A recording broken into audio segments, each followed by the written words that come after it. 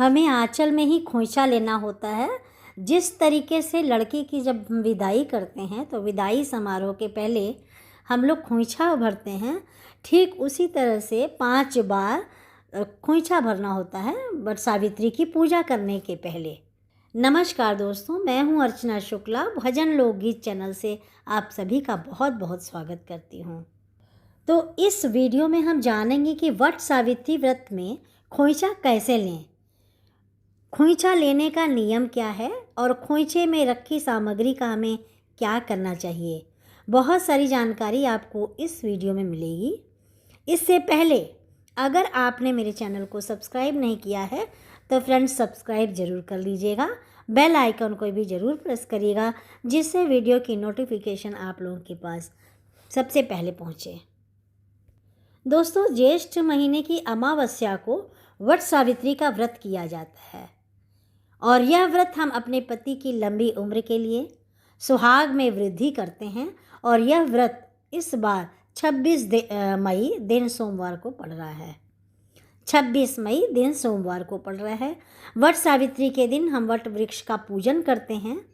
पूजा करने से पहले हम लोग स्नान वगैरह करके, अपने पास नई साड़ी है तो नई साड़ी लाल, पीली, ऑरेंज पहनने का ही नियम है। अगर नहीं है, नया नहीं है, तो शादी का जोड़ा भी हम पहन सकते हैं।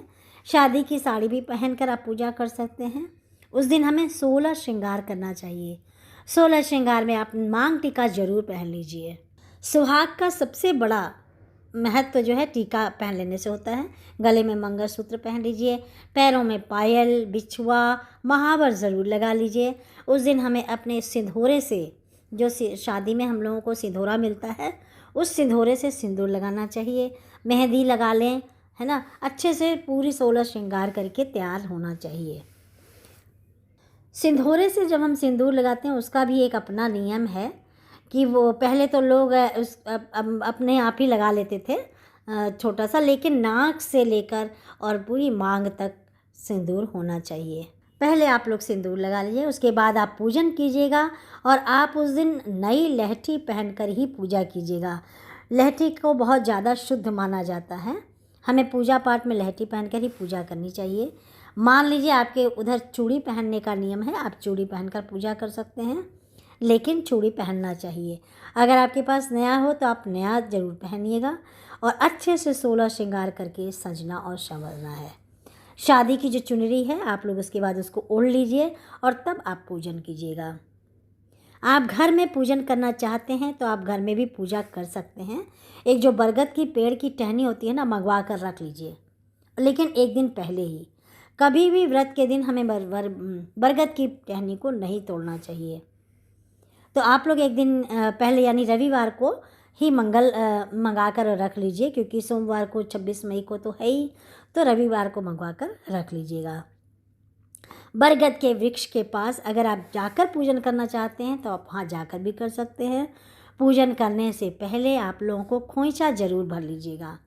अगर हमें खोइचा लेकर ही पूजा करना चाहिए, अगर आपके पास शादी वाली खोइचदानी है ना तो उसमें खोइचा ले सकते हैं।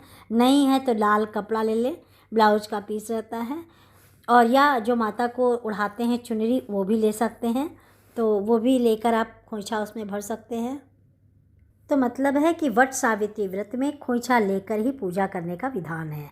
अगर आपके पास खोइचादानी नहीं है तो कोई भी लाल वस्त्र, चुनरी, किसी ब्लाउज का पीस, किसी में भी आप ले सकते हैं। अच्छे से उसको गांठ लगाकर और करधन में लपेट लीजिए ताकि वो गिरे ना। और खोइचा हमारे घर की बड़ी बुज़ुर्ग देती हैं, यानी हमारी सास होती हैं तो वो देती हैं, या हमारी माँ होती हैं वो देती हैं, बड़ी जिठानी हो। अगर कोई नहीं है, बड़ों का वैसे आशीर्वाद लेकर ही लेना चाहिए, और अगर कोई नहीं है तो खुद भी आप ले सकते हैं। ठीक है, आप उसके बाद ही पूजा प्रारंभ करना चाहिए।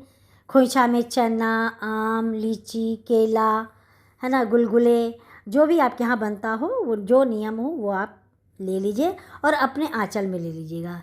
साड़ी का जो आंचल होता है उसमें भी आप खोइचा ले सकती हैं। आप जो चुनरी ओढ़ती हैं उसमें भी खोइचा ले सकती हैं। सबसे पहले आप यह चुनरी बिछा लीजिएगा जो है, उसके पास उसके में लाल कपड़ा जो भी है बिछाकर उसमें आप खोइचा भर लें डायरेक्ट और अपने दुपट्टे में आप उसको बांध सकते हैं। खोइचा लेने का नियम क्या है, हमें आंचल में ही खोइचा लेना है। तो इस तरीके से लीजिए ताकि आप जो दुपट्टा ओढ़ते हैं ना शादी वाला, उसमें उस लाल चुनरी को जिसमें आपने खोइचा लिया है आप गांठ बनाकर आप उसमें लपेट सकते हैं या बांध सकते हैं। और 5 बार लेते हैं, है ना, 5 बार खोइचा लेते हैं और डालते हैं। ये चना, जैसे चना है तो लीची है, केला है, वो कुछ भी हो, वो 5 सामग्री लेकर हमें 5 बार इस तरीके से खोइचा लेना चाहिए। कभी कभी पूजा करते समय खोइचा गिरने का डर लगता है, तो खोइचा दानी अगर आप ले सकते हैं, मार्केट में बहुत मिलता है, तो आप उसको लेकर कमर में बांध सकते हैं, है ना। या चुंदरी है तो उसमें खोइचा ले लीजिए और हम आंचल में उसको बांध लेंगे।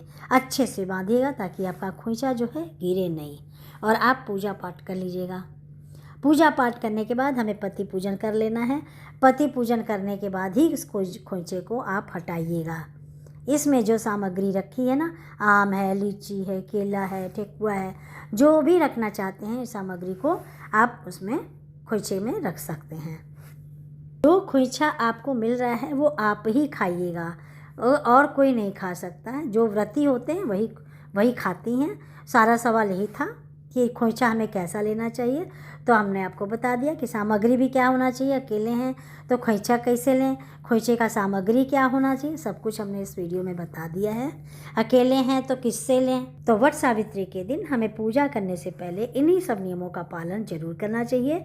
आज का वीडियो अच्छा लगे तो आप लाइक ज़रूर कर दीजिएगा, चैनल को सब्सक्राइब ज़रूर कर दीजिएगा, लाइक और डिस्क्रिप्शन बॉक्स में कमेंट ज़रूर लिख दीजिएगा। थैंक यू, नमस्कार।